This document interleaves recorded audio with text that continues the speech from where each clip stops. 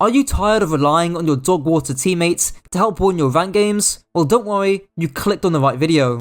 Before I get into this video, there's one big disclaimer. If you're wondering why there aren't certain heroes like Tracer or Kiriko, that's because these strategies focus on enhancing the strength of mediocre heroes. Tracer, Kiriko, and other heroes that are high on my tier list are literally good everywhere, so making a strat specifically for them is very difficult. Anyways, without further ado, I hope you enjoy, and I'm sure there's something in here for everyone. So we're gonna start off with a little buggy one, or a little wacky one. This one actually made my team lose a team fight because we didn't know this existed, but essentially if you're playing Genji, you can actually stand on this little ledge over here, right? Who knew? And this is really quirky because it means you can jump over like this, and then if they're pushing the high ground, you get a free dash, right? Or even, you know, in this sort of area here. And generally speaking, Genji's actually really good on this map. I think I'll play it in the background, but essentially you can stand here as Genji and then set up a crossfire in this open space with your team, and then again, this is super hard to push through, right?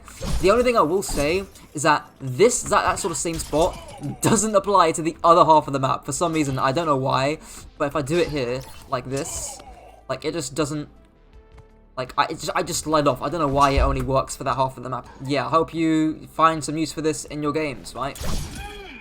Like, that's a nice cycle right there. That's the one you can actually do in your games. There you go. Before I continue, if you want to rank up fast in Season 8 and hit a new peak for yourself, I strongly recommend you check out my coaching. All the coaching is uploaded on my second channel, so you yourself can see that I'm the real deal. If you're interested, click the top link in the description. So here's another one. This one is going to be Mei on Colosseo, and most people already know that Mei's pretty good on this map, but as you'll see, she's pretty much good with any comp in the game. Main reason being is that it's super linear to get walls.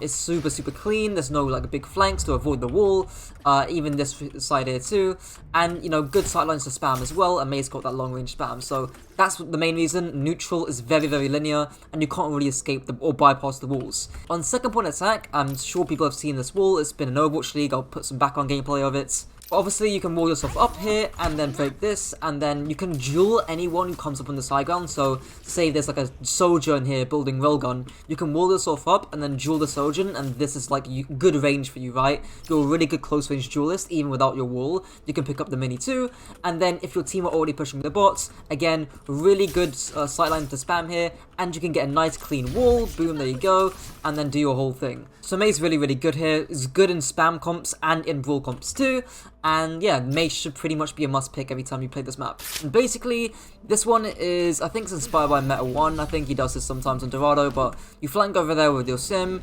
TP, you place a few turrets here if you need to, and then you just spam out the enemy team from this sort of like angle here, right? And the key reason why this works is because you've got both range, so like in your orbs, and you've got mobility to escape quickly, right, with your TP and whatnot, and you've also got sustain in your turrets as well. And even if you take a little bit of chip damage, that's fine, you've got those shields, right? You're not like Genji, and you need to like dash away to a pack or anything, right? And again, if they jump onto you, if they duel you, right, you've got your turrets if you absolutely need to. You're just a permanent nuisance in the back, right? And even on second point attack, and even third point too, again, you can just control the high grounds really easy from, you know, early on in the match, or when you cap the point there, you just control the high ground super easily, right? You can play this area, throw turrets here, maybe mark the flank if you want to, control this area, TP out if you need to, drop off the high ground, like, there's just so many options you have as Symmetra, if you, again, get that ball rolling, and even just be a consistent thorn in the enemy team's back, essentially. So I think Lifeweaver is actually pretty good on Havana for the most part, and that's mainly because of the sightlines and the high grounds that you can utilize. So here on attack, you would mainly be playing in this sort of area, I think, and then when your team are pushing up and you want to play around the...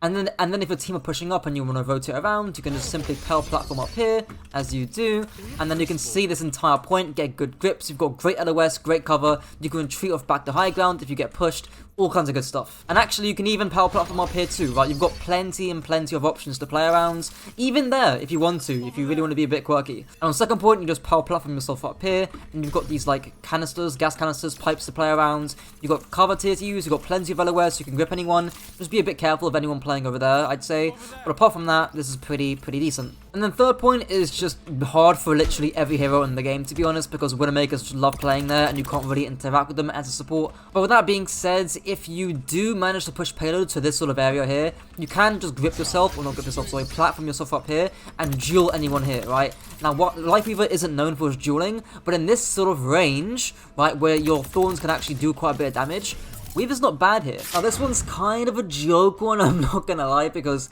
you're never really gonna see this in your GM games, but I think in solo queue, and especially in like lower level ranks, this stuff can easily work. So as you can see, I'm on Reinhardt, and Reinhardt on Gibraltar's never played because he's got no vertical mobility, but there's a lot of enclosed rooms like this, which Reinhardt is really, really good at in terms of controlling, because this plays to his strengths, right? Like this room here, the room behind, and even on this high ground too, he can clear quite easily because they're enclosed rooms with the short sightlines. And then as soon as you cap second point, you just pin all the way over to these stairs, as you do, and then again, you just clear out the high ground to control the high grounds. And this time we're going to go to spaceship.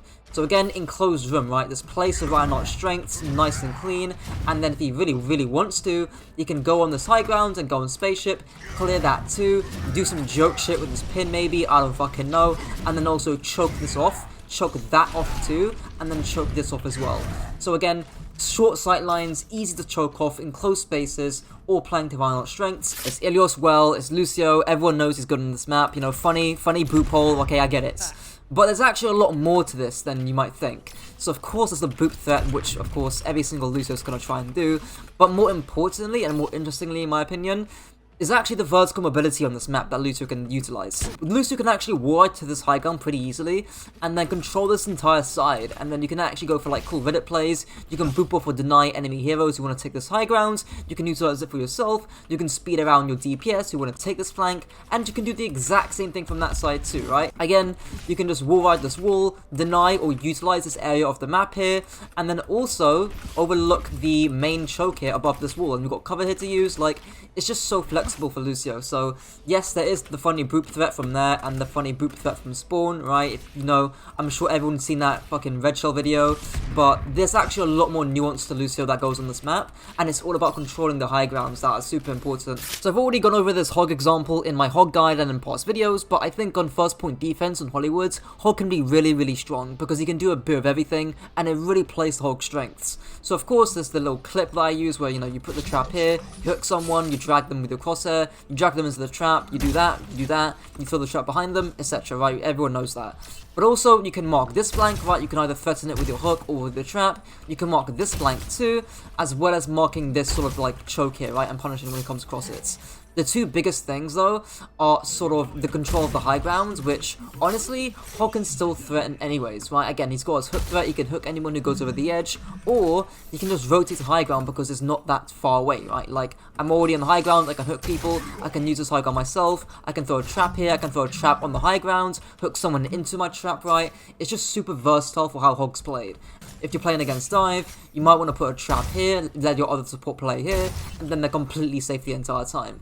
So again, Hog is really powerful here in first point Hollywoods. He can control the high ground, control the choke, control the flanks, and even control his supports and make sure they don't get doped too often. Any hero who can get to these 3 high grounds on these 3 points will be included in this. But I'm using Sojourn here because she's like the best hero in the game at the moment, or one of the best.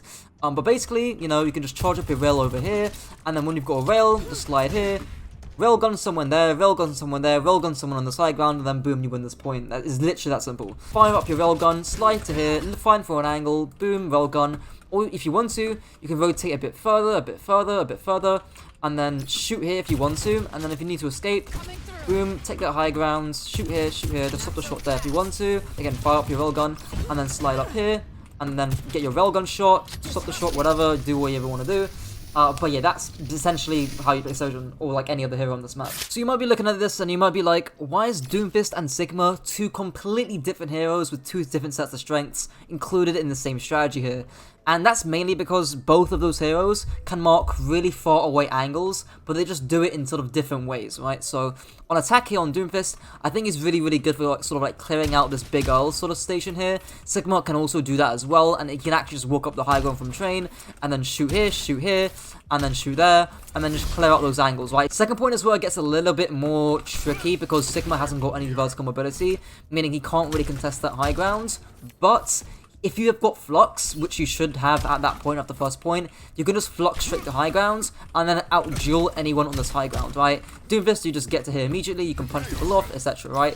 But where Doomfist is really, really, really good on this point is right about here, right? Like, if you've got Empowered Punch, you can just keep farming up, like, your slams, your punches, right?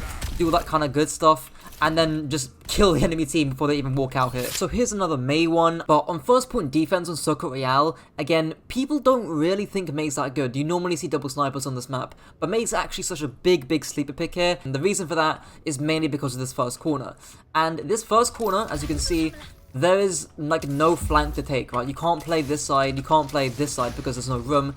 And I'm sure I've got a clip of, I think it was Kajor, who was saying that Defiant should have played Mei Widowmaker on this point here. Your Sigma just stands there and shoots, and your Mei just walls the queen, and there's no angles they can come from on that whole map. If you just play this corner, their snipers have to play this high ground, right? And that is, again, in your sort of range, because this sort of range, you can easily hit your icicles too.